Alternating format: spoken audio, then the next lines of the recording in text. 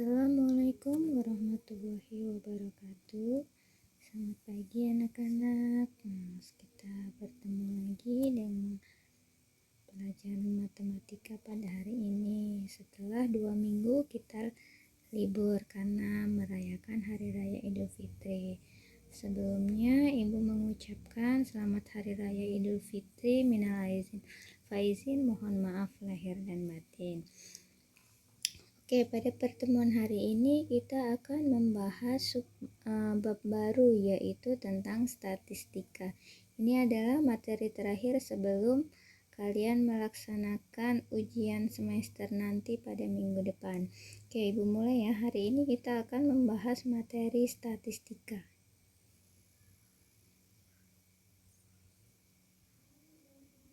Nah, di statistika ini ada tentang data. Apa itu pengertian data?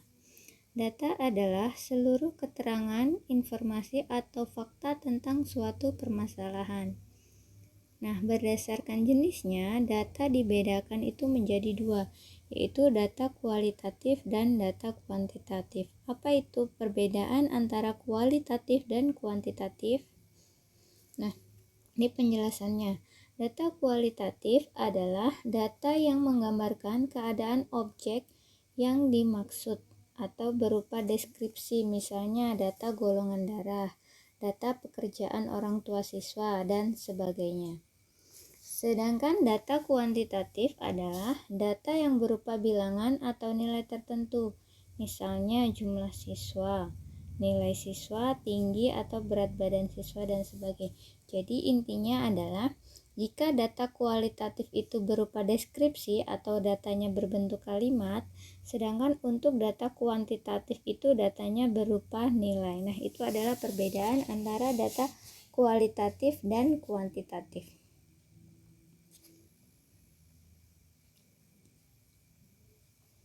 Untuk selanjutnya kita akan membahas tabel frekuensi. Tabel, kalau kita berbicara tentang tabel, apa yang sudah terfikirkan dari kalian? Nah, di tabel itu biasanya terdiri ada baris, kolom, judul tabel.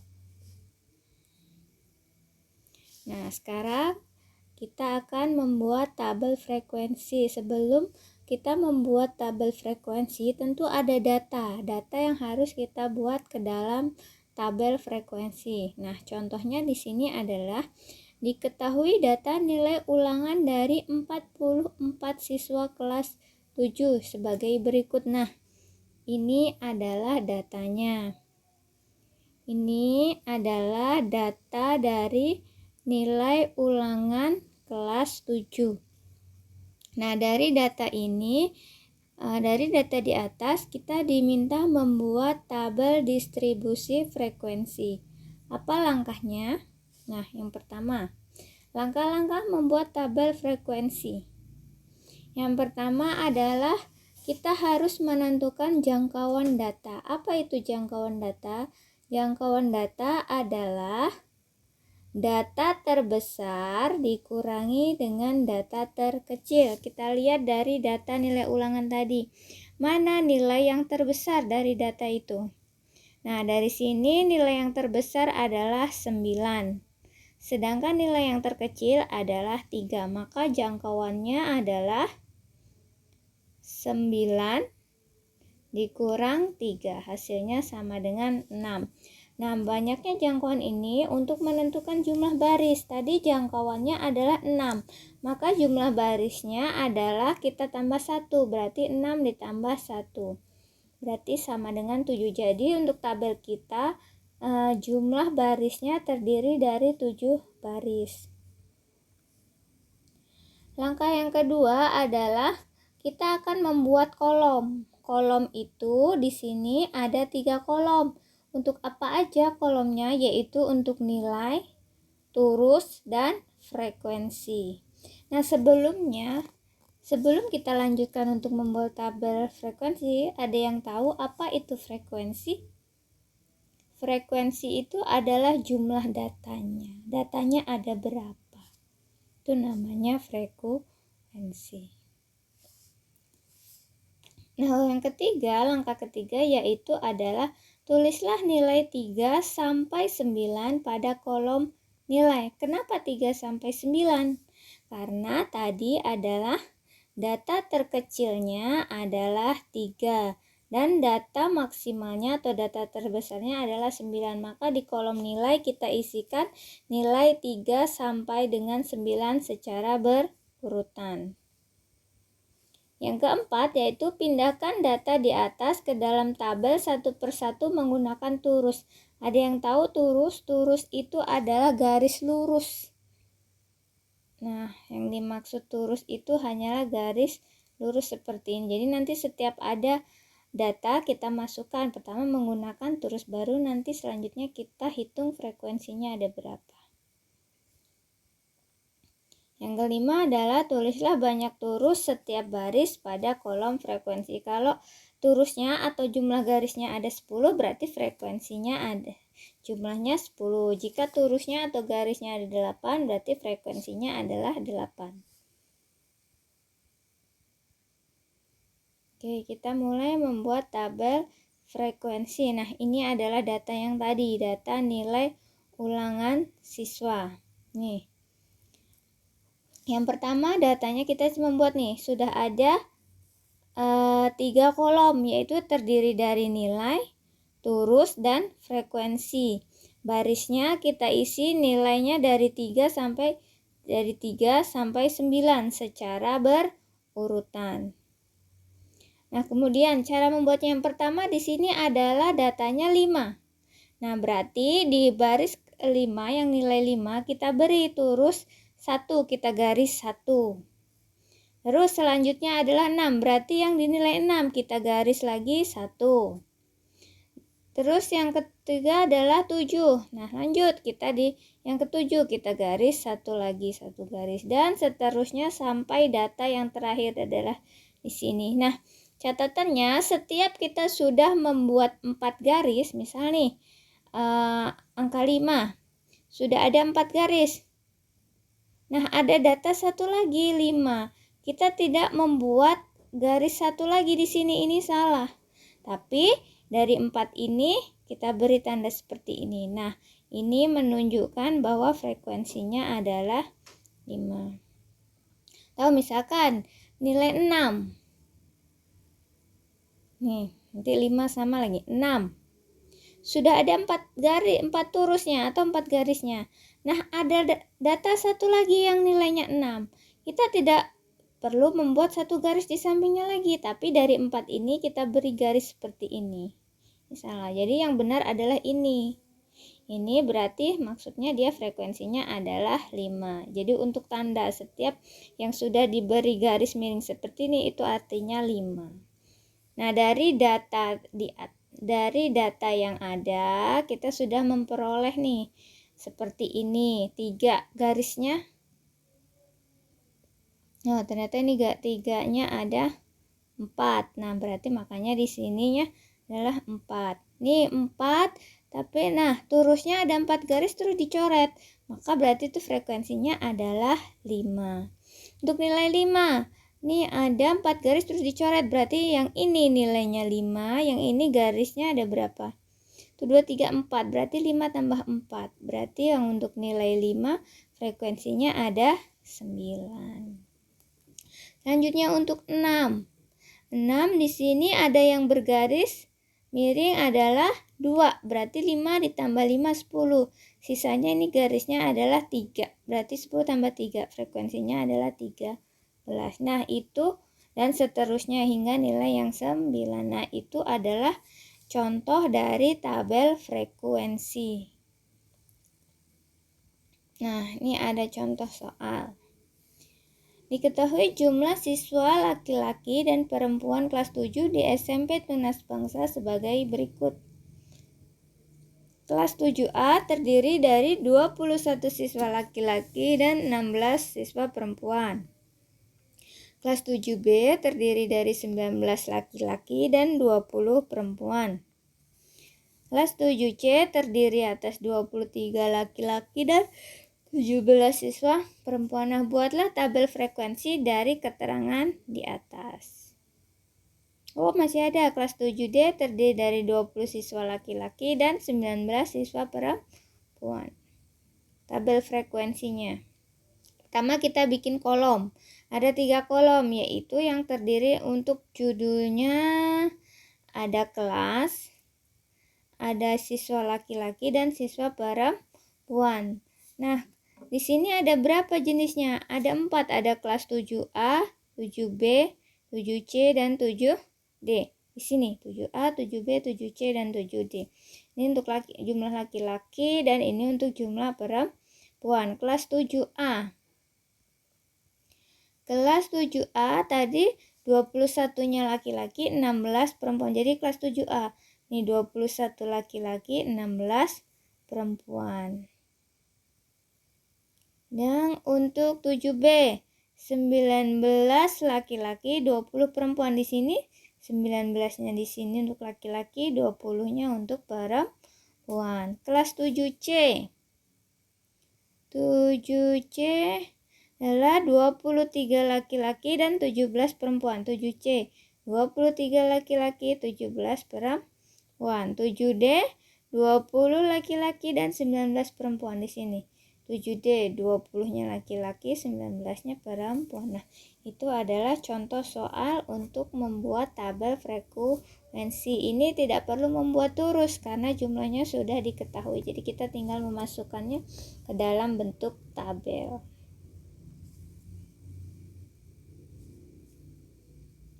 Nah, materi selanjutnya yaitu tentang diagram batang. Tentu kalian sudah pernah mempelajari tentang diagram batang ketika kalian duduk di bangku sekolah dasar. Masih kebayang nggak bentuk dari diagram batang? Ada batang. Nah, diagram batang ini bentuknya seperti persegi panjang, tapi dalam bentuk koordinat atau dalam bentuk grafik. Nah, ini dari soal di atas nih, kita bisa membuat dalam bentuk diagram batang. Kelas 7A datanya, ini adalah data. Jadi untuk membuat diagram, ada diagram batang, diagram lingkaran, dan diagram garis. Itu yang perlu kita butuhkan adalah data. Diketahui data nih, 7A 21 laki-laki, 16 perempuan. 7B 19 laki-laki, 20 perempuan. 7C 23 laki-laki, 17 perempuan. 7D 20 laki-laki, 19 perempuan. Nah, gimana bentuk diagram batangnya? Nah, ini adalah diagram batang dari tabel di samping. Kita lihat nih keterangannya. Ini untuk kelas 7A, ini ada keterangannya nih. Yang warna ini untuk laki-laki. Yang sebelahnya ini untuk perempuan. Ini laki-laki, perempuan. Laki-laki, perempuan. Laki-laki dan perempuan. Kita lihat kelas 7A, jumlahnya 21 laki-laki dan 16 perempuan. Di sini untuk 7A yang dua ini. 21 laki-laki. Nah, kita bikin diagram seperti persegi panjang. Di sini ada 20. Karena 21 berarti dia ke atas sedikit. Nah, ini adalah untuk yang laki-laki 7A. Perempuannya 16. 16 di mana? Ini ada 15. Berarti agak ke atas sedikit. Nah, ini 16. Nah, ini adalah diagram untuk kelas 7A. Untuk 7B, 19 laki-laki dan 20 perempuan. Ini 7B berarti yang dua ini. Ini untuk 7B. 19 laki-laki. Ini berarti laki-lakinya, perempuannya pas di sini 20. Ini adalah contoh dari diagram batang. Selanjutnya sama seperti 7C. 23 laki-laki dan 17 perempuan. 7C yang ini. Nih 7C. Nih 23 laki-laki, 17 perempuan. Untuk menentukan tingginya kalian lihat adalah frekuensi yang ada di sini. Ini namanya frekuensi. Ini adalah kelasnya. 23 laki-laki berarti ini antara 20 dan 25. Maka titiknya di sini. Berarti kita membuat garisnya, membuat diagramnya adalah sampai sini. Nah, itu adalah tentang diagram batang. Nah,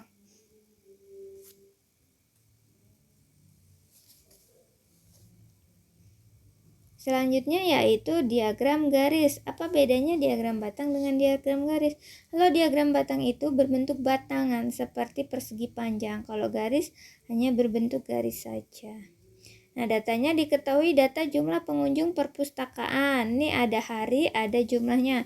Hari Senin 45, Selasa 51, hari Rabu 62, hari Kamis 39, dan hari Jumat 30. Gimana cara membuat grafik diagram garisnya atau grafik? Untuk hari Senin itu adalah jumlahnya 45. Jadi dari Senin kita tarik garis.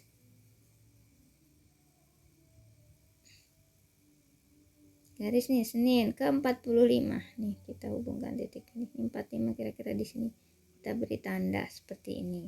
Selasa 51, berarti ini 50. Satunya berarti agak di atas. Nah, ini titiknya untuk Selasa. Yang hari Rabu 62. Ini Rabu. Ini 60, berarti 62 berarti agak di atasnya. Ini adalah titiknya. Kamis 39. Nah, ini 40, berarti kalau 39 agak di bawahnya sini. Ini Kamis. Jumat 30, pas di sini 30 untuk hari Jumat. Nah, dari titik-titik ini kita hubungkan. Nah, garisnya ini yang disebut dengan diagram garis. Nah, yang selanjutnya yaitu tentang diagram lingkaran. Kalau kita sudah cari lingkaran ya berarti nanti diagramnya bulat berbentuk lingkaran. Nah, di lingkaran kita perlu mengetahui besar busurnya atau bagiannya itu punya dia berapa derajat gitu. Nah, ini ada data, diketahui data mata pencaharian orang tua siswa dan frekuensinya. Nah, bisa kalian lihat datanya. Yang karyawan swasta ada 72, yang peternak ada 96, yang perajin ada 48, dan yang petani ada 24. Nah, kita jumlahkan, seluruhnya adalah 240. Gimana cara membuat diagram lingkaran? Untuk membuat diagram lingkaran, kalian harus menentukan berarti luas sudutnya. Berapa sih dia itu bagiannya ada berapa derajat. Cara membuatnya yaitu kalian lihat yang pertama adalah frekuensi untuk karyawan swasta. Frekuensinya adalah 72. Berarti 72 per jumlah keseluruhan 240, berarti 72 per 240 dikali 360 derajat. Kenapa dikali 360 derajat? Karena satu lingkaran penuh itu sudutnya adalah 360. Diperoleh karyawan swasta sudutnya adalah 108 derajat. Nah, untuk yang peternak jumlahnya adalah 96. Nih berarti dia 96 per keseluruhannya tadi 240 dikali tetap 360 derajat. Hasilnya adalah 144 derajat. Yang untuk perajin adalah 48. Berarti 48 per 240 dikali 360 derajat. Hasilnya adalah 72 derajat. Nah, yang untuk petani jumlahnya adalah 24. Berarti 24 per 240 kali 360 derajat. Hasilnya adalah 36 derajat. Itu jika kita menggunakan derajat. Kalau kita mau menyatakan dalam bentuk persentase, ininya sama. Hanya kalau untuk derajat kita kali dengan 360 derajat karena satu lingkaran pun itu jumlahnya 360 derajat. Sedangkan kalau persen kita pengalinya adalah 100%. Nah, untuk mendapatkan persentase seperti tadi 72 per 240, kalau di sini 160 derajat, di sini adalah 100%. Hasilnya adalah 30%. Yang untuk peternak hasilnya adalah 40%. Yang untuk perajin 20% dan yang untuk petani adalah 10%. Cara membuatnya bisa kalian menggunakan busur derajat. Jadi diukur tadi sudutnya berapa? 108 derajat. Diukur sudutnya 180 derajat ini untuk yang pertama tadi karyawan swasta. Nih 108 derajat. Yang untuk peternak tadi dapatnya 144 derajat. Nih besarnya seperti ini. Terus yang untuk perajin besarnya 72 derajat. Dan untuk petani besarnya adalah 36 derajat. Nah, secara keseluruhan ini yang disebut dengan diagram lingkaran. Kalau dalam bentuk persentase juga sama. Kalau di sini hanya derajat, di sini persentase. Tadi di sini karena swasta 30 derajat. Terus yang untuk peternak ada 40 derajat. Nah, yang untuk perajin adalah 20 derajat dan yang untuk petani adalah 10 derajat. Nah, dari gambar ini mana jumlahnya paling banyak? Yaitu yang jumlahnya dari peternak. Di sini sudutnya paling besar dan di sini persentasenya juga paling besar. Ini adalah dua contoh diagram lingkaran.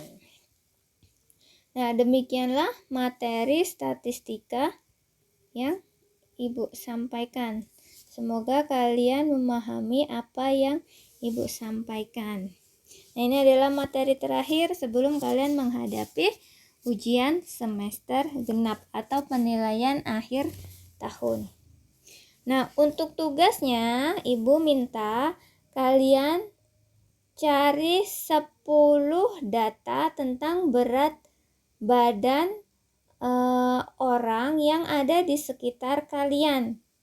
Jadi kalian cari 10 orang yang ada di sekitar kalian, terus kalian tanyakan berat badan masing-masing.